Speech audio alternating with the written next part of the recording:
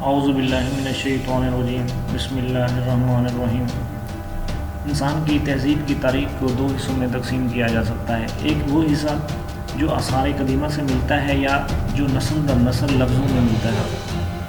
دوسرا وہ حصہ جو ہمیں تحریری طور پر ملتا ہے، چاہے وہ پتھروں پہ لکھا ہو چاہے وہ کتابوں میں لکھا ہو۔ مختلف روایتیں مختلف انداز مختلف طریقے سے پیش کیے جاتے ہیں کہ انسانی تہذیب حضرت آدم علیہ السلام سے شروع ہوئی۔ حضرت آدم علیہ السلام کے بارے میں مختلف قسم کی رائے پائی جاتی ہے۔ ایک یہ رائے ہے کہ حضرت آدم علیہ السلام انڈیا کے کسی علاقے میں آئے، سری لنکا کے کسی علاقے میں آئے، اور حضرت حوا سنٹرل ایشیا کے کسی علاقے میں موجود ہوئی، اور ان کا جو مدفن ہے وہ سعودی عرب قرار پایا۔ مختلف روایتیں ہیں بہرحال، لیکن اس کے بارے میں کوئی بھی خاص قسم کی انفارمیشن یا اندازہ معلوم نہیں ہوتا۔ اس کے بعد انسان نے کاشتکاری کا سلسلہ شروع کیا، مختلف قسم کی تہذیبیں شروع ہو گئیں۔ یہ سلسلہ تقریباً حضرت نوح علیہ السلام کے دور تک رہا۔ حضرت نوح علیہ السلام کے دور سے پہلے کوئی بھی خاص قسم کی انفارمیشن موجود نہیں ہے، صرف لفظ ہیں جو موجود ہیں۔ حضرت نوح علیہ السلام کے دور میں بھی کوئی خاص تاریخ نہیں دی جا سکتی کہ یہ دور کون سا ہے اور کس زمانے کا ہے اور کس وقت کا ہے۔ بہرحال یہ تصور کیا جاتا ہے کہ 4000 یا 4100 کے درمیان حضرت نوح علیہ السلام کا دور ہے۔ اس میں ایک طوفان آیا، اس طوفان سے پہلے کی جتنی بھی تاریخ ہے اس کے بارے میں کوئی خاص لفظ، شواہد اور حقائق اور آثارات موجود نہیں ہیں۔ حضرت نوح علیہ السلام کے بارے میں بھی یہ تصور پیش کیا جاتا ہے کہ یہ کسی خاص علاقے میں آئے تھے اور ان کے لیے اور انہی کی تاریخ کا یہ حصہ بیان کیا جاتا ہے۔ دوسرا نظریہ یہ ہے کہ حضرت نوح علیہ السلام کے دور میں یہ جو طوفان آیا وہ پوری دنیا کے لیے آیا، پوری دنیا کی آبادی اور مخلوقات یہ متاثر ہوئیں، جن میں سب سے زیادہ انسان اور اس کی جتنی بھی آبادی ہے وہ اس کا خاتمہ ہو گیا، سوائے چند لوگوں کے جو حضرت نوح علیہ السلام کے دور میں موجود تھے۔ بہرحال حقیقت جو بھی ہو، لیکن اس کے بعد سے انسان جو بھی موجود تھے انہوں نے مختلف انداز سے ترقی کی جو کہ پہلے سے بالکل مختلف تھی۔ طوفان کے بعد جتنی آبادی بچی انہوں نے اپنے آپ کو ایک محفوظ مقام پر پناہ دی اور وہاں پہ ان کی آبادی کا آغاز ہوا، اور وہاں سے جتنی بھی ترقی ہوئی وہ بالکل ہی منظم انداز میں تھی۔ اس دوران انسان کی آبادی تیزی سے پھیلی، اور تیزی سے پھیلنے کے سبب انسان کو نظام حکومت کی ضرورت بھی پیش آئی۔ نظام حکومت ایک اجتماعیت کا نظام ہے جو اجتماعی مفاد کی ترجمانی کرتا ہے۔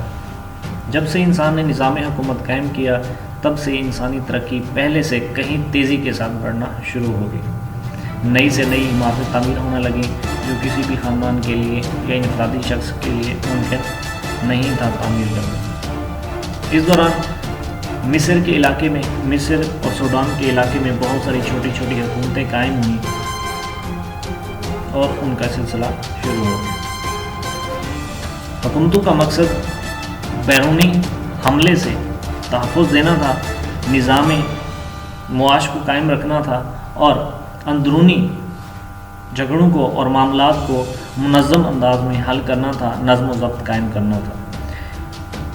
جب سے انسان نے حکومت بنائی تب سے اس کی ترقی میں بہت تیزی کے ساتھ اضافہ ہوا، اور جتنے بھی قدیم تہذیبوں کے آثار ملتے ہیں ان میں مرکزی حکومت کا کردار ملتا ہے۔ تقریباً 3000 یا 3100 کے دوران مصر میں چھوٹی چھوٹی حکومتیں مل کے بہت بڑی حکومت قائم ہوگی، اور یہ تاریخ کی پہلی حکومت تصور کی جاتی ہے، اور یہاں سے حکمرانوں کا دور اقتدار بھی شروع ہو جاتا ہے۔ یہاں سے کنسٹرکشن بڑی تیزی سے بڑھی، یہاں پہ علم، فنون، مہارت اور ان کے ڈپارٹمنٹ بننا شروع ہو گئے۔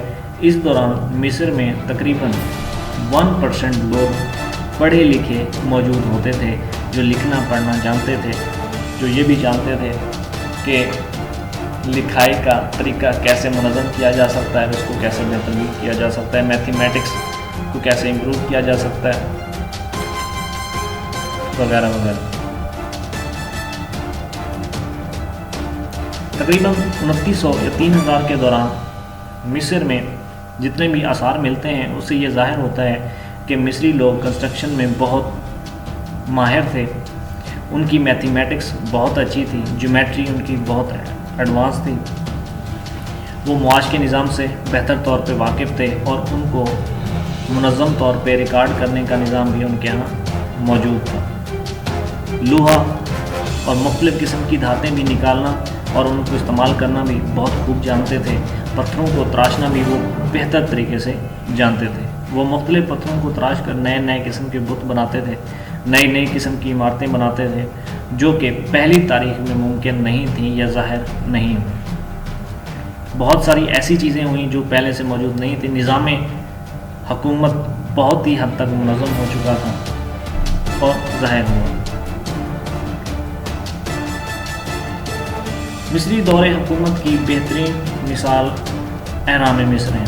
ان کی یہ تعمیر سے یہ اندازہ ہوتا ہے کہ وہ کتنے ماہر تھے، وہ میتھمیٹکس سے کتنا واقف تھے، وہ پتھر کی ماہیت سے کتنا واقف تھے، وہ کنسٹرکشن کو کتنی بنیاد سے جانتے تھے اور وہ اس معاملے میں کس حد تک جا چکے تھے، اس کا بھی اندازہ لگایا جا سکتا ہے۔